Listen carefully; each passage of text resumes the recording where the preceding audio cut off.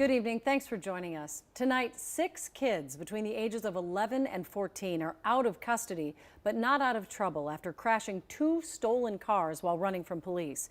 We learned today a 3rd stolen car has been recovered by police, but the people inside were nowhere to be found. The issue of younger kids involved in crime is a growing problem in Minneapolis. The police chief's been open about his frustration with it.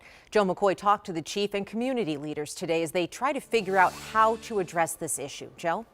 Lauren, 5 of the kids had no prior contact with MPD, while one of them had 6 prior contacts. Now, there are many diversion programs offered by the city and Hennepin County, but as this trend continues, Police Chief Brian O'Hara says MPD has not been able to get in front of the problem. The trend of young kids committing crimes in Minneapolis is what Police Chief Brian O'Hara says is the most concerning thing he has seen since taking over. Yesterday, it happened again. It almost seems like this activity is being done for fun, and it does feel at times that, the kids are beating us at our own game here.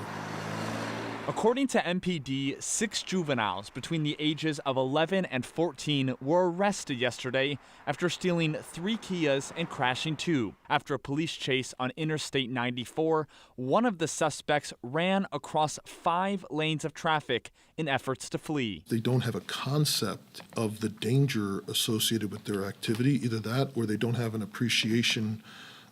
Sadly, they don't have appreciation for their own life, let alone the lives of others. Chief O'Hara says all 6 were arrested for auto theft, fleeing in a motor vehicle, and fleeing on foot. 5 of the suspects have been released from the juvenile detention center. Another is in the hospital in stable condition. There is a lack of places to put these kids to keep them safe until we can figure out who can give them the intensive supervision and services that they need. So what should be done with these kids committing these crimes? I don't think there is many repercussions, and what kids deem now as fun is dangerous. Reverend Jerry McAfee, the founder of violence prevention organization 21 Days of Peace, believes the first line of defense is the parents. Your child is out of line. Let's admit it for a change, and then let's see how we can get them back to good. But to deny the reality of what's happening in your own home is insane.